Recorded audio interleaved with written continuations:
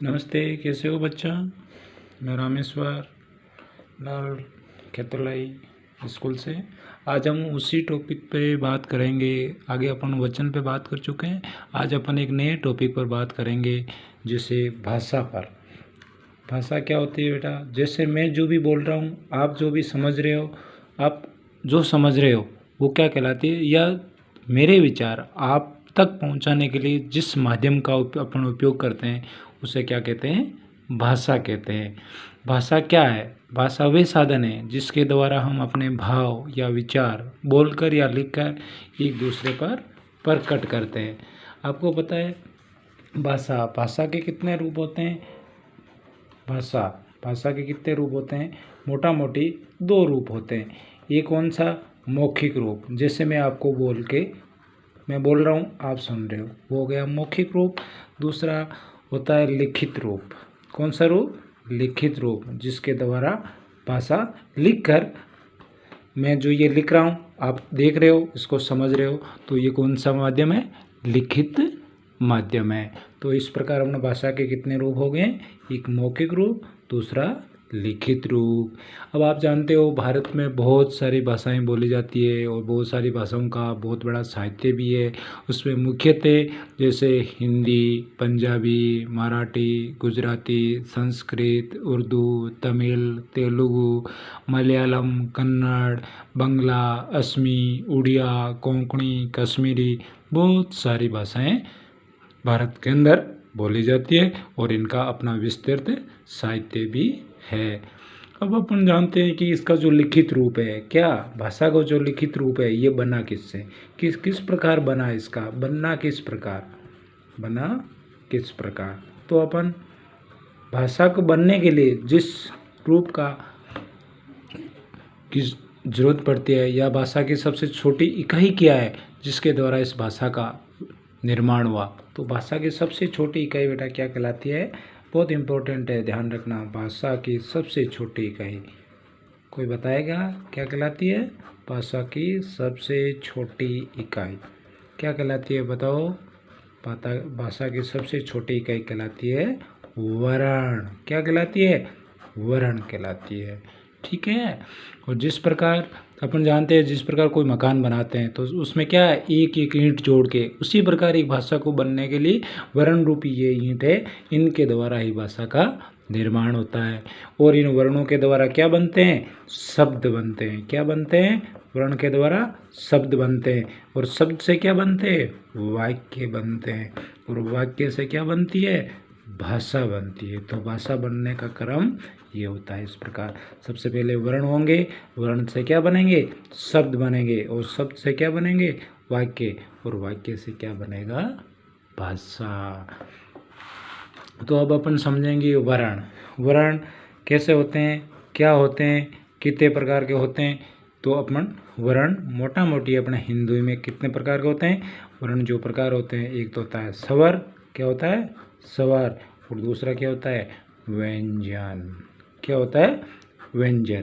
ये किसके प्रकार है? वर्ण के प्रकार के। जो भाषा की सबसे छोटी इकाई है क्या कहलाती है? वर्ण कहलाती है। और इसके आगे दो उपभाग किए हुए हैं। कौन कौन से?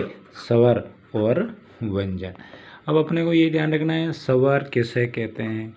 किसे कहते हैं स्वर? जिन ध्वनियों का उच्चारण, जो भी अपन ध्वनि बोलेंगे, जिन ध्वनियों का उच्चारण, किसका? जिन ध्वनियों का जो उच्चारण करेंगे, क्या उन ध्वनियों का उच्चारण अपन यदि करते हैं तो किसी बिना रुकावट के, क्या जब अपन इस ध्वनियों का उच्चारण करेंगे तो कोई रुकावट नहीं होगी इनके अंदर।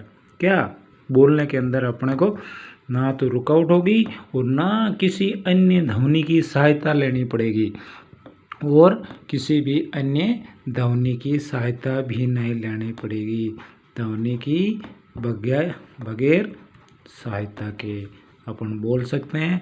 उसे क्या कहते हैं? क्या कहेंगे? स्वर कहेंगे। वो ध्वनियाँ जिसका उच्चारण करते समय अपने को ना तो किसी अन्य ध्वनि का उपयोग करना होता है और ना किसी बगैर रुकावट के अपन उसको आराम से बोल सकते हैं। उसे क्या कहते हैं? स्वर कहते हैं।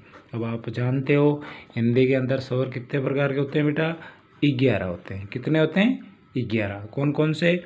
ए, आ, ई, ऊ, री, ठीक, ए, ऐ, ओ और औ। ये 11 स्वर होते हैं। किसमें? हिंदी में कितने स्वर होते हैं? ये 11 स्वर होते हैं। ठीक है।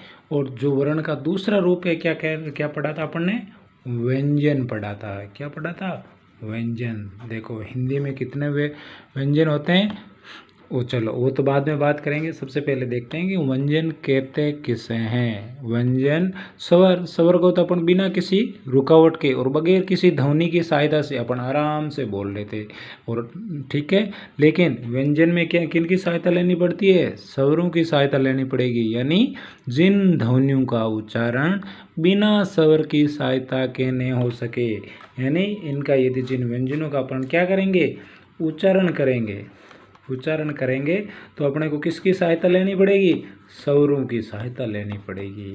जैसे अपने के बोलते हैं तो इसमें क्या होता है बेटा? के और ए, तो ए क्या हो गया? स्वर। क्या हो गया? स्वर। तो इस के को बोलने के लिए अपने को किसकी जरूरत पड़ी? ए की जरूरत पड़ी। तो व्यंजन किसे कहते हैं? जिन ध्वनियों का उच्चारण बिना स्वर की सहायता के न हो सके उसे क्या कहते हैं? व्यंजन कहते हैं। अब अपन हिंदी में पढ़ते हैं व्यंजन। हिंदी में व्यंजन कितने होते हैं? 33 व्यंजन होते हैं। देखो सबसे लेके के से लेके, कहाँ से?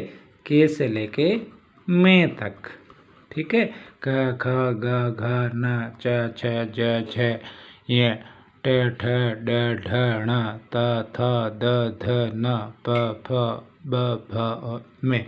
तो यहाँ तक ये कितने हो गए? टोटल 25 हो गई। ठीक है। उसके बाद में अर्ध स्वर होते हैं, ये, रे, ले और वे। कितने हो गए? ये हो गए 4। ठीक है। उसके बाद में उष्म स्वर होते हैं। कौन कौन से? स और है। ये कितने हो गए? 4 हो गए। अब देखो ये कितने हो गए टोटल? 25 और 8 33 व्यंजन हो गए। और हिंदी के अंदर भी अपन और भी कई शब्द होते हैं। जैसे 2 होते हैं अपन ए में पढ़ते हैं। क्या? एक तो अनुस्वार और एक क्या पढ़ते हैं? जैसे इसको अपन कैसे लिखते हैं? इस हिसाब से। और एक क्या पढ़ते हैं? विसर्ग पढ़ते हैं ना, ये ये। तो ये कितने हो गए? और 2 हो गए। ठीक है। उसके बाद में कुछ ऐसे अतिरिक्त वर्ण भी होते हैं जिसे उत्क्षिप्त व्यंजन भी कहते हैं बेटा। क्या कहते हैं? उत्क्षिप्त व्यंजन। उत्क्षिप्त व्यंजन कहाँ होते हैं? एक तो होता है क्या?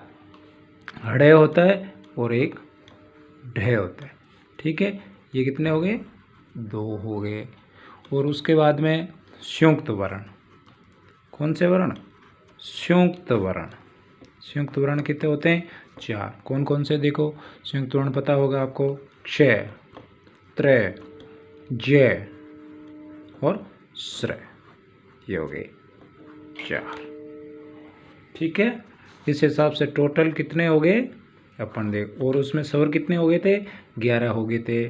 ठीक है ना। तो इसमें अपन यदि 11 और ऐड कर देंगे तो ये कितने हो जाएंगे? 44। 2 ये 46, 47, 48, 48 और 4 कितने हो गए? 52। तो हिंदी के अंदर कुल कितने वर्ण हो गए? हिंदी के अंदर वर्ण, हिंदी में वर्ण कितने होते हैं? 52 वर्ण होते हैं। ध्यान रखना इसका अच्छे से। ठीक है। तो आज के लिए अपन इतना ही। कल अपन पढ़ेंगे इन वर्णों की मात्राएं। तब तक इनका अभ्यास करता रहें।